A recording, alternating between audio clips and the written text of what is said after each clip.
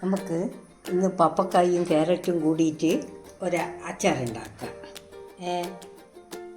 പപ്പക്കായ്, carrot, ഇഞ്ചി, വെളുത്തുള്ളി, പച്ചമുളകിന് പകരം മൂവൻ കാന്താരിയാണ് ഇടുന്നത്.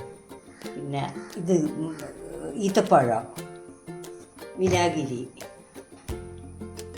ഇങ്ങനെ ഗ്രേറ്റ് ചെയ്ത് വെക്കുക. ഗ്രേറ്റ് ചെയ്ത് വെച്ചതാണ്.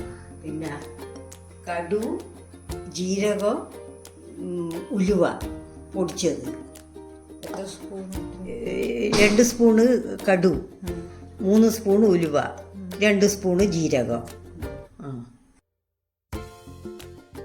ഗ്യാസ് ഓണാക്കി പാത്രം വെച്ച് വെള്ളെണ്ണ ഒഴിക്കുക. കടു ഇടുക. കടു പൊട്ടിയാലും കറിവേപ്പില ഇടുക.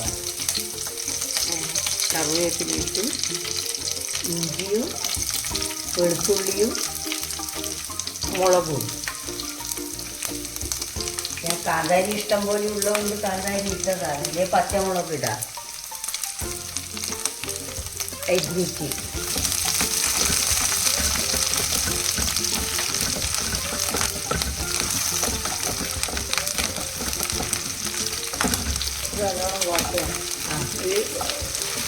കുറച്ച് വാട്ടുക. ആ പച്ചമണം പോകുന്ന വരെ വാട്ടുക.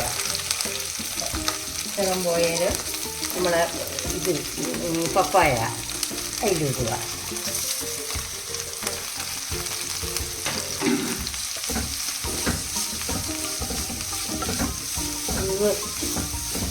വേവൊന്നും വേണ്ട. ഒന്ന് ആ വെള്ളം വച്ചാൽ വടക്കാവ് ഇങ്ങനെ വാട്ടിയൊന്ന് ഇട്ടാലും വടക്കാവുകയില്ല.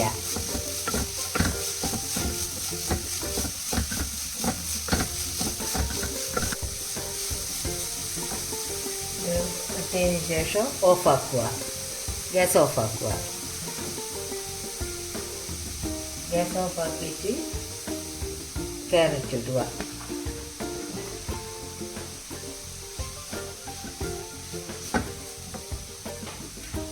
ഇറക്കി വെക്കുക. ഉപ്പും അച്ചാറിന് കല്ലുപ്പ് ഇട്ടാലാണ് നല്ലത്. എന്നിട്ട് ഉപ്പിടുക. കല്ലുപ്പ്.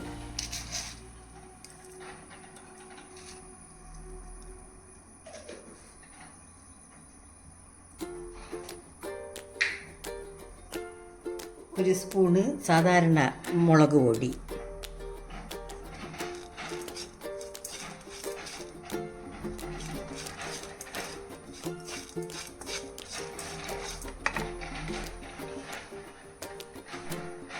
കുറച്ച് മഞ്ഞൾപ്പൊടി.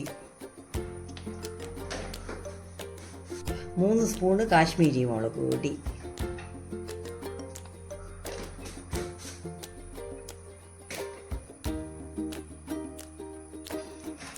ചേർത്ത് നല്ലോണം ഇളക്കുക.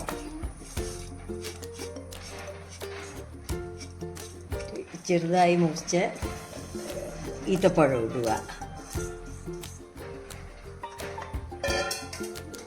വിനാഗിരി,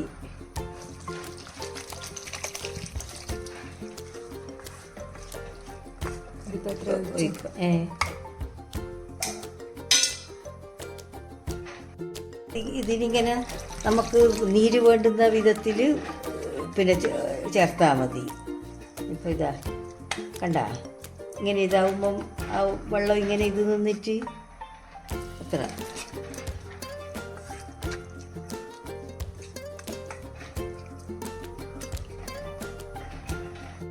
പൊടിച്ച് വെച്ച കടു, ഉലുവ, ജീരകം പൊടികൾ മിനുസത്ത് പൊടിക്കരുത്.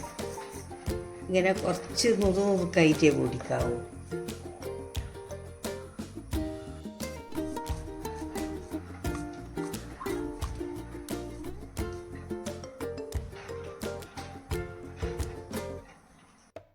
കായപ്പൊടിയും കൂടിയിട്ട് നല്ലോണം ഇളക്കിയിട്ട് പിന്നെ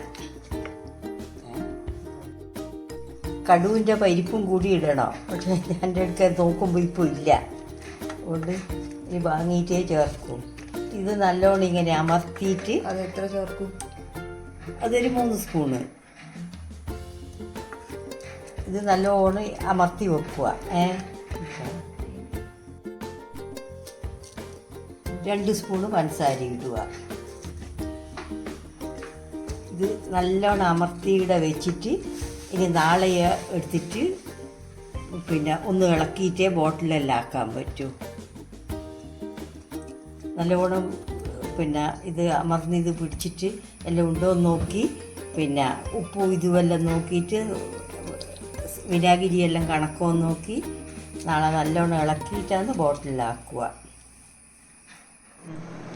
ഇതിപ്പോൾ രാവിലെ എല്ലാം ചേർത്ത് വെച്ച് വൈകുന്നേരം ആകുമ്പോഴത്തേക്കെല്ലാം പിന്നെ പാകമായിന്.